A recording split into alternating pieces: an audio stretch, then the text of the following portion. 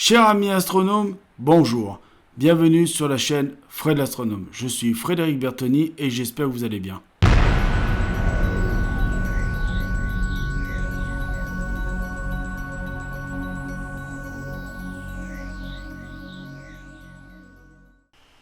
Donc voilà, je fais mes vidéos en voix off comme vous pouvez l'entendre parce que je trouve que le son est nettement meilleur et plus propre qu'avec le micro cravate. Donc voilà, les vidéos vont être, ces vidéos-là prochaines vont être toutes faites en voix off comme je le fais là maintenant.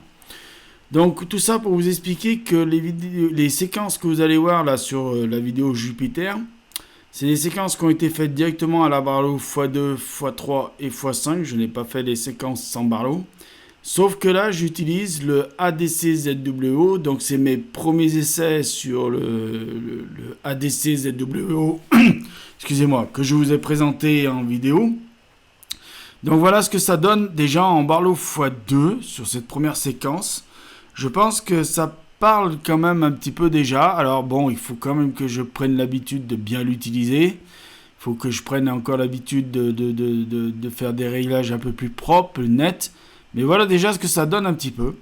Alors je trouve qu'il y a des couleurs qui sont un petit peu moins nettes. Alors c'est peut-être dû à la Barlow qui est peut-être pas de très bonne qualité aussi.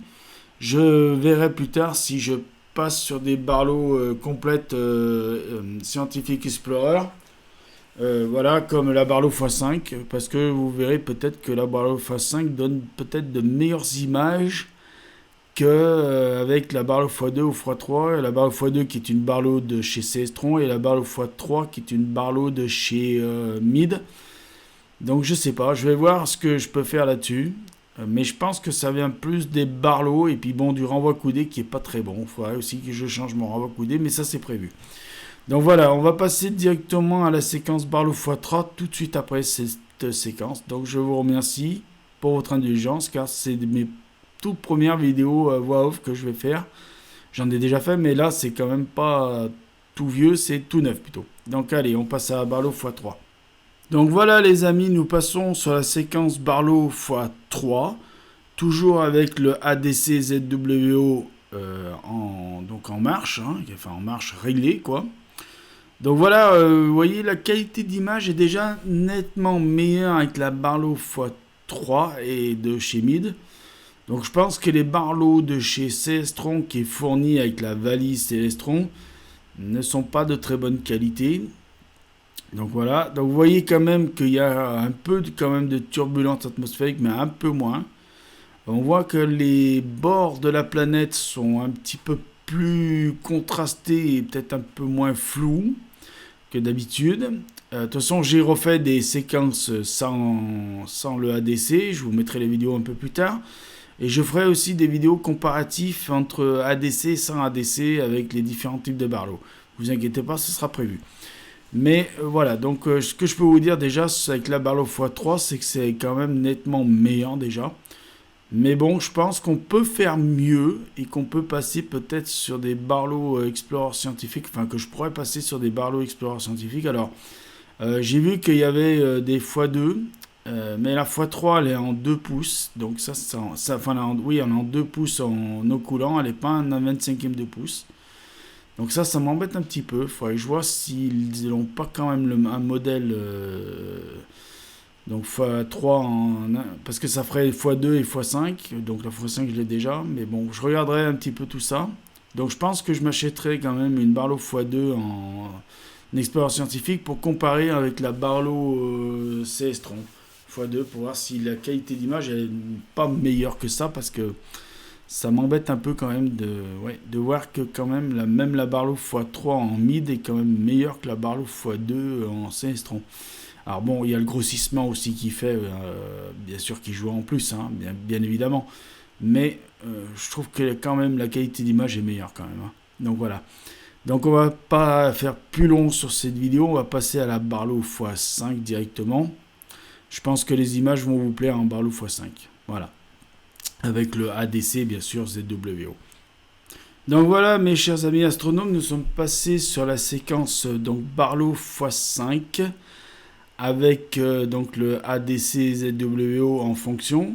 Donc vous voyez, alors Il y a une petite perte de luminosité malgré que j'ai essayé de jouer avec les ISO de l'Alpha 7S, puisque vous savez que le Sony Alpha 7S que j'ai et que vous pouvez avoir si vous l'achetez est un appareil avec lequel on peut jouer avec les ISO. Donc vous voyez que en jouant un petit peu avec les ISO, j'ai réussi à récupérer un petit peu de luminosité sur l'image, mais je ne pouvais pas vraiment aller jouer à fond.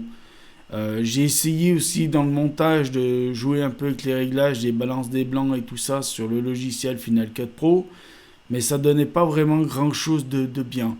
Donc voilà. Donc là vous voyez, on a quand même pas mal de détails sur la planète Jupiter. On voit très très bien les tâches, on voit très très bien les bandes. Alors par contre, vous voyez un petit peu en bas de l'écran, vous voyez, il y a un petit truc. Alors c'est pas que mon truc mon télescope est sale ou que mes optiques sont sales. C'est qu'au moment où j'étais en train de tourner, il y a une espèce de fourmi volante qui s'est collée sur la lame de Schmitt. Voilà, donc je pouvais plus la décoller. Donc voilà, il y a eu pas mal de fourmis volantes ce soir-là. Donc voilà, je m'en excuse d'avance, hein. Mais j'arrivais pas à les décoller, donc voilà. Donc mes chers amis astronomes, voilà ce que ça donne un petit peu avec le ZWO, excusez-moi, je vais le trouver, et la Barlow x5, et bien sûr le télescope Celestron CPC 800 203 mm de chez Celestron, évidemment, et le Sony Alpha 7S. Voilà la combinaison de tout le matériel que je viens de vous citer. Voilà ce que ça donne sur Jupiter, voilà ce qu'on peut avoir. Donc j'essaierai la prochaine fois de jouer un petit peu plus avec les ISO, mais ça donnait pas grand chose ce soir-là. Il faut dire que le temps n'y était pas de mon côté non plus. Le ciel était légèrement brumeux. Alors ça se voyait pas vraiment à l'œil nu, mais au télescope c'était flagrant. Donc voilà mes chers amis astronomes, je vais vous laisser avec cette dernière petite séquence pour vous régaler un petit peu. Je vais vous dire merci de me regarder, merci d'être toujours aussi nombreux. Merci de vous abonner de plus en plus. Merci de mettre tous ces petits pouces en l'air. Merci de mettre tous ces commentaires. Et je vous remercie bien parce que vous êtes formidables. Et sans vous, cette chaîne n'existerait pas. Ne l'oubliez jamais. Sans vous, la chaîne n'existerait pas. Je voudrais vous dire aussi, mettez l'œil à l'oculaire parce que là où il y a plein de choses à voir. Je voudrais vous dire aussi bon ciel. Au revoir, à de prochaines vidéos. À plus et prenez soin de vous.